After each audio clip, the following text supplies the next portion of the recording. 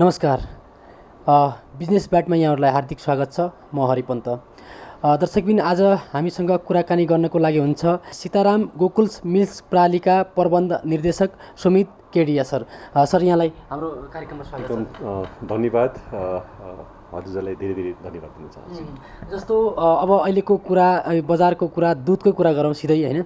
अहिले बजारको अवस्था कस्तो छ? कसरी चाहिँ दुध चाहिँ माग तथा आपूर्ति, बजारको पूर्ति परिपूर्ति कसरी गर्दै हुन्छ? के कस्ता समस्याहरू छन्? के कस्तो छ? समग्र रूपमा बताइदिनु सर।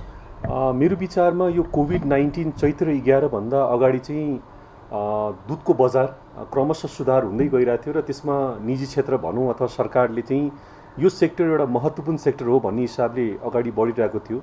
तर चैत्र 11 को यो कोभिड-19 पछि चाहिँ एकाएक हाम्रो अरू सेक्टरमा त असर पर्यो, दुधमा पनि निकैवटा असर पर्यो। किनभने लाखौँ मानिसहरू चाहिँ काठमाडौँ छोडेर आफ्नो गाउँ जाने काम भयो, होटल रेस्टुरेन्ट बन्द भयो, घरबाट कोही पनि मान्छे ननिस्किने क्रम थियो। त्यो बेलामा चाहिँ के भइदियो भने किसानको उत्पादन यथावत रह्यो, तर बजार नभएको कारणले चाहिँ हाम्रो बजार अत्यन्तै घट्दै गयो र सो परिप्रेक्ष्यमा चाहिँ हामीसँग आजको दिनमा चाहिँ केही नभए पनि 4 देखि 5 अरब बराबरको चाहिँ हामीसँग पाउडर र बटर आजको दिनमा स्टक छ र परिस्थिति निकै गम्भीर र चुनौतीपूर्ण हामीले चाहिँ देखिरहेछौँ। जस्तो यो दुधको बजारको कुरा गर्दाखेरि टोटल्ली अहिले धेरै कम्पनीहरू चाहिँ बन्द हुने अवस्थामा पनि पुगेका छन्। अब यो चाहिँ यसो व्यवसायीहरूलाई यसो उठाउनको लागि चाहिँ नेपाल सरकारले अहिलेको अवस्थामा के गर्न जरुरी छ र यस्ता व्यवसायीहरूलाई चाहिँ अझै पनि उत्साह दिलाउनलाई नेपाल सरकारले के गर्नु पर्ला जस्तो लाग्छ हजुरलाई?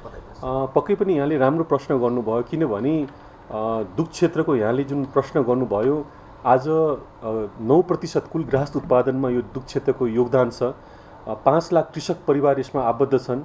20,000 भन्दा बढीले त रोजगारी नै पाएका छ र 3 करोड रुपियाँ भन्दा बढी पैसा सहरबाट गाउँ प्रवाह भइरहेको अवस्थामा चाहिँ हामीले यो सेक्टरको महत्त्व हेर्न सक्छौँ र यो सेक्टरमा सबै प्रकारका डेरी छन्। मेरो विचारमा यो पालिको मौद्रिक नीतिमा पनि सरकारले पूर्ण कर्जा भनेर चाहिँ निकै एउटा स्वागत योग्य कुरा हामी भन्छौँ। किनभने 5% कृषि लोनमा चाहिँ एउटा ब्याज हामीलाई उपलब्ध गराउने कुरा सरकारले गरेको छ, लोन रिस्ट्रक्चरिङको कुरा गरेको छ। त्यही भएर चाहिँ मेरो विचारमा सरकारले आफ्नो तर्फबाट पुर्याउनु पर्ने सहयोग दिनुभएको छ यो मौद्रिक नीतिमा। त्यो प्रति मैले यहाँहरूको टेलिभिजन मार्फत चाहिँ सरकारलाई आभार पनि व्यक्त गर्न चाहन्छु। तर मात्रै एउटा के छ भने जस्तो अहिले विभिन्न दुग्ध र दुग्ध पदार्थ विदेशबाट आयात भइरहेको अवस्था चाहिँ छ। त्यो पछि सरकारले स्वदेशी उद्योगहरूलाई प्रवर्धन गर्न चाहन्छ भने ट्यारिफ र नन ट्यारिफ मेजर्सहरू चाहिँ हामीले अपनाउनु पर्ने हुन्छ। किनभने हो, हामी WTO को मेम्बर छौँ, आफ्नो ठाउँमा छ, तर कुनै पनि देशले के हेर्नुपर्छ भने मेरो जनता र मेरा उद्योगलाई अथवा चाहिँ मेरो व्यवसायलाई चाहिँ मैले उहाँहरूलाई प्राथमिकतामा राखेर त्यसपछि मात्रै मैले चाहिँ अन्तर्राष्ट्रिय हिसाबले सोध्छु भन्ने किसिमको एउटा मान्यता हुनुपर्छ भन्ने मलाई चाहिँ त्यस्तो लाग्दछ।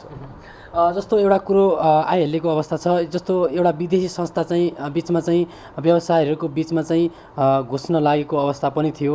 त्यो सबै व्यवसायहरूले मिलेर तपाईँहरूले सबैले आउनु हुँदैन भन्ने जोड दिएर अहिले चाहिँ नआएको अवस्था पनि छ। यस्तो अब जस्तो आत्मनिर्भर हुने कुरामा चाहिँ नेपाल सरकारले चाहिँ कसरी यसलाई चाहिँ म्यानेज गर्नुपर्छ र हामी नेपालीहरूको जो उत्पादनहरू चाहिँ हामी नेपालमै उत्पादन गरेर नेपालमै खपत गर्छौँ भन्ने कम्पनीहरूलाई चाहिँ, यस्ता कम्पनीहरूलाई चाहिँ किन चाहिँ सरकार चाहिँ अहिलेको अवस्थामा चाहिँ हेरिरहेको अवस्था छैन? के छ अवस्था बताइए? मलाई के लाग्छ भने हामीले म नेपाल डेरी एसोसिएसनको निवर्तमान अध्यक्ष पनि हो र म अध्यक्ष हुँदाखेरि मलाई सम्झना छ एउटा ठुलो कम्पनी विदेशी भन्नुहोस् विदेशी कम्पनी चाहिँ एउटा आउने क्रममा थियो। एउटा कुरा हामीले के बुझ्नुपर्छ भने हामी विदेशी लगानीको खिलाफमा होइनौँ। हामीलाई के थाहा छ भने टुरिज्ममा विदेशी लगानीको आवश्यकता होला, हाइड्रोमा होला, तर जुन सेक्टर अब कृषिमा भनौँ दुध होला, इलाइची होला, अथवा चाहिँ विभिन्न यस्ता वस्तु चिया होला जसमा चाहिँ नेपाल आत्मनिर्भर उन्मुख छ भने, माछा छ, होइन, मह छ, त्यस्तो कुरामा चाहिँ हामी के भन्छौँ भने हामीसँग प्रविधि छ, हामीसँग पुँजी छ भने किन विदेशी लगानीको आवश्यकता भयो? यो कुरामा हामीले धेरै तर्क वितर्क भयो र हामीले प्रतिनिधि सभामा मान्यज्यूलाई पनि हामी बुझाउन सफल भयौँ र उद्योग वाणिज्य आपूर्ति तथा उपभोक्ता हित संरक्षण समिति म पनि गएर चाहिँ हामीले बुझाइसकेपछि बल्ल एउटा नीति के एउटा अगाडि सरेको छ भने जुन कुरामा चाहिँ नेपाल आत्मनिर्भर उन्मुख छ त्यसमा चाहिँ विदेशी लगानीलाई प्रोत्साहन नगर्ने भन्ने एउटा जुन कुरा अगाडि सरेको छ त्यो निकै एउटा स्वागत योग्य कुरा हो। र मेरो विचारमा अब हामी भनेको चाहिँ एउटा उद्यमीको हिसाबले हामीमा पनि एउटा सीमित एउटा सञ्चालन गर्ने एउटा परिधि हुन्छ। त्यसमा नेपाल सरकारले हामीसँग बसेर, जस्तो उदाहरणको लागि नेपाल डेरी एसोसिएसनसँग कृषि मन्त्रालय बसेर ल तपाईँहरूको सेक्टरमा कस्ता समस्या छन्, हामीले के गरिदिनु पर्यो, तपाईँहरूको पार्टबाट चाहिँ हामीले के अपेक्षा गर्ने, त्यो किसिमको संवाद हुनु पर्यो। किनभने बजेट विनियोजन हुन्छ त त्यो बजेट चाहिँ कोठाभित्र मात्रै बनेर चाहिँ त्यो कार्यान्वयन भयो भने त्यो अल्टिमेटली त्यसको एन्ड बेनिफिसियरी चाहिँ कोही पनि हुँदैन। त्यही भएर चाहिँ मैले यहाँहरूको टेलिभिजन मार्फत चाहिँ सरकारलाई चाहिँ एउटा के अनुरोध गर्न चाहन्छु भने यहाँले बजेट कुनै पनि मन्त्रालयमा विनियोजन गर्दाखेरि चाहिँ त्यो कन्सर्न, जस्तो हाम्रो मन्त्रालय भनेको कृषि मन्त्रालय, अब कृषि मन्त्रालयले चाहिँ हामीलाई बोलाएर चाहिँ हाम्रा समस्याहरू कुन कुन हुन् र त्यसलाई एउटा टाइम फ्रेमभित्र होइन ल यो समस्या यो पार्टमा हामी यो गर्छौँ, तपाईँहरूले यो गरिदिनु पर्यो भन्ने किसिमको चाहिँ एउटा छलफल गरेर अगाडि बढ्दाखेरि चाहिँ मेरो विचारमा निष्कर्ष राम्रो हुन्छ। र जुन यो वर्षेनी हाम्रो बजेट खर्च नभएर चाहिँ फ्रिज भएर चाहिँ यहाँले पनि सुन्नुभयो होला त्यो फर्किने क्रम हुन्छ, मेरो विचारमा त्यो अवस्था नहोला। उद्योग वाणिज्य महासङ्घको वस्तुगत परिषदको सभापति पनि हुनुहुन्छ, सहसभापति पनि हुनुहुन्छ। यो उत्पादनको उसमा चाहिँ आत्मनिर्भर हुने वस्तुहरू चाहिँ के कस्ता छन् अहिलेको अवस्थामा नेपालको कुरा गर्दाखेरि? मेरो विचारमा म उद्योग वाणिज्य महासङ्घको वस्तुगत परिषदको सहसभापति हो पनि हो। र मैले अघि एउटा कुरा छुटाएँ, यो जुन हाम्रो जुन विदेशी कम्पनी आउने क्रममा नेपाल डेरी एसोसिएसन सँगै हामीले उद्योग वाणिज्य महासङ्घले पनि धेरै ठुलो एउटा सहयोग गर्नुभएको थियो, त्यो प्रति मैले उहाँलाई पनि आभार व्यक्त गर्न चाहेँ। र जुन यहाँले प्रश्न गर्नुभयो, मेरो विचारमा हामी धेरै कुराहरू, धेरै जस्तो अब हामी जस्तो औषधिमा यहाँले हेर्नुभयो भने हामी बिस्तारै हामी आत्मनिर्भर उन्मुख हामी भइरहेछौँ। त्यस्तै अब हामी कृषिका धेरै कुराहरू जस्तो अब चिनी भयो अथवा दुध भयो अथवा चाहिँ कतिपय कृषि वस्तुहरूमा चाहिँ हामी के हेर्न सक्छौँ भने कि पूर्ण हामी आत्मनिर्भर भइसकेको अवस्था छ अथवा चाहिँ हामी क्रमशः हजुरको चाहिँ 70-80% हामी पुगिसकेको अवस्था छ। अब त्यसमा हामीले के हेर्नु पर्यो भने कतिपय जस्तो हामीसँग अहिले सबभन्दा ठुलो चुनौती भनेको चाहिँ एउटा प्राविधिक ज्ञान होइन। अब हामीसँग प्राविधिक ज्ञान नभएको कारणले चाहिँ जुन हिसाबले प्रतिफल दिनुपर्ने हामी दिन सकिरहेको चाहिँ छैनौँ। त्यही भएर चाहिँ प्राविधिक ज्ञानको पार्टमा चाहिँ अलिकति सशक्त हिसाबले हामी जान सक्यो भने चाहिँ मेरो विचारमा कृषिका धेरै उत्पादनहरू र हजुरको चाहिँ औषधि लगायत धेरै कुराहरूमा चाहिँ हामी जुत्ता भयो होइन, यस्ता कुराहरूमा चाहिँ हामी आत्मनिर्भर हुन सक्छौँ जस्तो मलाई लाग्दछ। जस्तो सीताराम गोकुल मिल्क प्रणालीका प्रबन्ध निर्देशक हुनुहुन्छ, यो थोरै कुरा गरौँ यो दुधको सम्बन्धीको। यो दुध चाहिँ कहाँबाट आयात हुन्छ, जस्तो किसानहरूको दुध चाहिँ बजारसम्म ल्याइदिनुहुन्छ, पुगाइदिनुहुन्छ, यसमा चाहिँ किसानहरूको प्रतिक्रिया कस्तो पाउनु भएको छ, के कस्तो छ बताइदिनु? एकदम यो हाम्रो उद्योग यही असार 4 गते हामी 25 वर्ष हामीले नाङ्ग्यौँ र मैले यहाँको टेलिभिजन मार्फत सम्पूर्ण उपभोक्ता माझलाई, किसान माझलाई सबैलाई मैले धन्यवाद दिन चाहन्छु। सीताराम दुधलाई होइन, मानिसहरूले सीताराम दुध भनेर चाहिँ बढी चिन्नुहुन्छ। सीताराम दुध र दुध पदार्थलाई यहाँले माया गरिदिनु भयो र अझै पनि यहाँहरूको जुन आश छ, यहाँहरूको मायालाई हामी कहिले पनि टुट्न दिँदैनौँ र अझै पनि हामी राम्रो गुणस्तरका दुध र दुध पदार्थ कसरी दिने, विविधीकरणमा कसरी जाने, नयाँ प्रडक्टहरू हामीले यहाँलाई कसरी दिनेमा हामी एकदम जोड दिइरहेछौँ र हाम्रो अझै पनि यसमा प्रयत्न र प्रयास हाम्रो रहनेछ। जस्तो कुन जिल्लाबाट चाहिँ अहिले चाहिँ दुध आयात भइरहेको अवस्था छ? अहिले हामी 5 जिल्लाबाट हामी दुध ल्याइरहेछौँ। हाम्रो चितवन, रूपन्देही, नवलपरासी, काभ्रे, सर्लाही र कहिलेकाहीँ हामी मोरङबाट पनि हामी दुध लिएर आउँछौँ। र अहिले केही नभए पनि मेरो विचारमा 1 लाख किसान परिवार हामीसँग आबद्ध छन् र यही उद्योगको हकमा चाहिँ करिब 125 जनाले प्रत्यक्ष रोजगारी पाएको अवस्था चाहिँ छ यस उद्योग मार्फत चाहिँ। जस्तो यो अहिले कोरोनाको महामारीको उसमा चाहिँ जस्तो यहाँ काम गर्ने कामदारहरूको सुरक्षाको कुरा गर्दाखेरि कतिको सुरक्षित भएर चाहिँ काम गरिरहेको अवस्था छ बताइए? एकदम, किनभने हामीले के ध्यान दिनुपर्छ र हामी दिइरहेछौँ भने यो चैत्र 11 देखि नै हामीले ध्यान दिएका छौँ। किनभने हामीले यस्ता वस्तु बनाइरहेछौँ जुन वस्तु वृद्धदेखि बालक, बिरामीदेखि लिएर सबै म जाने कारणले चाहिँ हामीले यो सुरक्षाको उपायहरू चाहिँ हामीले एकदम अपनाएका छौँ। जस्तो हाम्रो गेटमा पनि हजुरले हेर्न सक्नुहुन्छ, त्यहाँ चाहिँ हामीले सेनिटाइजरको व्यवस्था हामीले गरेका छौँ। त्यहाँ हामी टेम्परेचर नाप्ने काम हामी गर्छौँ। त्यसपछि मास्क हाम्रो म्यान्डेटरी हुन्छ। सोसियल डिस्टेन्सिङलाई चाहिँ हामीले ध्यान दिएका छौँ र हामीले आफ्नो यहाँ कामदार र कर्मचारीले पनि एउटा चेतनामूलक कार्यक्रमहरू चाहिँ हामी गरिरहेका हुन्छौँ।